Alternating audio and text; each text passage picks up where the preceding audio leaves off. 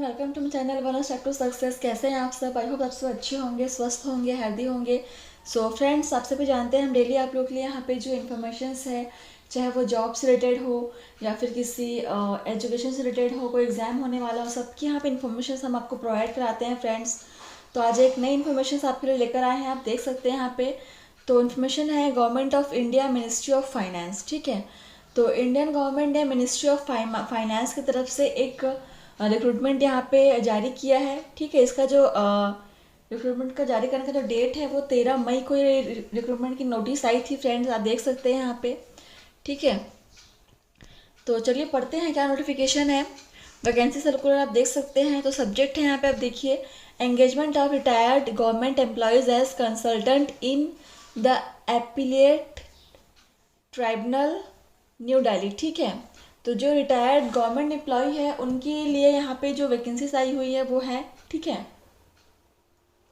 तो देखते हैं पहला क्या है इसमें। Applications are invited from eligible candidates fulfil the eligibility criteria mentioned below for engagement of retired central government employees consultant. ठीक है, तो फ्रेंड जो सेंट्रल गवर्नमेंट को जो रिटायर्ड एम्प्लॉय है उनके लिए ये आई हुई है वैकेंसी, और इनमें वो सभी कैंडिडेट्स अप्लाई कर पाएंगे जो यहाँ पे नीचे कुछ दी गई है क्राइटेरिया एलिजिबिलिटी के लिए। उस पर जो कैंडिडेट्स फुलफिल कर पाते हैं उस क्राइटेरिया को, उस एलिजिबिलिटी क्राइटेरिया को, वही इस पोस्ट के लिए अप्लाई कर पाएंगे। और पहली वहाँ पे तो आपको दिया ही हुआ है कि सेंट्रल गवर्नमेंट के वहाँ पर रिटायर्ड एम्प्लॉय उनका होना ज़रूरी है। ठीक है, चलिए देखते हैं यहाँ पे क्या उन्होंने मांगा है, इनमें एलिजिबिलिटी क्राइटेरिया क्या है, देखते हैं। तो पहले आप देख सकते हैं यहाँ पे पोस्ट का नाम जो है वो प्राइवेट सेक्रेटरी का पोस्ट है यहाँ पे। ठीक है, पे लेवल 8 रहेगा आपका, और नंबर ऑफ वैकेंसी जो यहाँ पे एक है, और एज लिमिट यहाँ पे should not be more than age of 64 से आपका ज़्यादा नहीं होना चाहिए एज। ठीक है, और आगे एक्सपीरियंस देख लीजिए आप यहाँ पे, officer retired from the post of SR private secretary and above the central secretary stenographer service of और any other similar service at equivalent level. तो आपको यहाँ पे इंग्लिश स्टेनोग्राफर की स्पीड में इतना एक्सपीरियंस होना चाहिए आपका, 100 WPM मिनट डिक्टेशन आपका स्पीड होना चाहिए। ठीक है, इसके अलावा सेकंड जो है आपका प्राइवेट सेक्रेटरी है, पे लेवल 7 है, और यहाँ पे पोस्ट की संख्या जो है वो 3 है, और यहाँ पे भी आपको 64 से ज़्यादा आपका एज नहीं होना चाहिए। और यहाँ पे भी एक्सपीरियंस आपको जो मांगा गया है फ्रेंड्स वो 7 मिनट डिक्टेशन के बेस पे आपका 100 WPM आपका स्पीड होना चाहिए। ठीक है, आगे आप देख सकते हैं ये जनरल टर्म्स एंड कंडीशंस भी दिया हुआ है friends. Allowance, house rent allowance no, यहाँ पे कोई हाउस रेंट अलाउंस आपको नहीं दिया जाएगा। और transport allowance and amount of 3000 per month और at the rate applicable to the government employ at the time of retirement which is lower. ठीक है, तो ये सारी आपको जॉब में जो फैसिलिटीज़ मिलने वाली है उससे रिलेटेड यहाँ पे बताया हुआ है फ्रेंड्स, आप इसको पढ़ सकते हैं। ठीक है, और ये जो नोटिफिकेशन है वो आपको मिल जाएगा ministry of finance government of India के जो वेबसाइट है वहाँ पे आपको मिल जाएगा। ठीक है, conditions of data and documents, ये आपको कौन कौन से डॉक्यूमेंट्स वहाँ से आपको मांगा जाए, किस तरह से आपको उन्हें डालना है, फिलअप करना है, वो सब यहाँ बताया हुआ है। टर्म्स एंड एंगेजमेंट ये बताया हुआ है फ्रेंड्स, आप चाहे तो इसको पढ़ सकते हैं। ठीक है, तो यहाँ पे देख सकते हैं आप बहुत सारी इन्फॉर्मेशन यहाँ बताई हुई है आपको।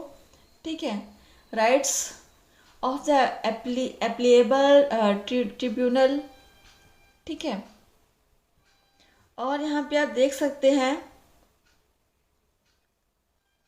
Guidelines the submission of application, तो एप्लीकेशन फॉर्म आपको कैसे भरना है उससे रिलेटेड यहाँ पे कुछ बताया हुआ है। देखते हैं क्या बताया हुआ है। The daily completed application is prescribed proforma and annexure one should be send to email ID.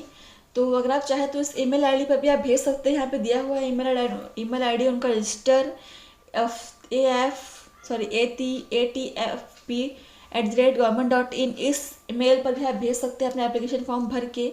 या फिर अगर आप चाहें तो स्पीड पोस्ट करते हैं तो यहाँ पे आपको एड्रेस दिया हुआ है, the registrar appellate tribunal, C wing, 4th floor, Lok Nayak भवन, खान मार्केट, न्यू दिल्ली।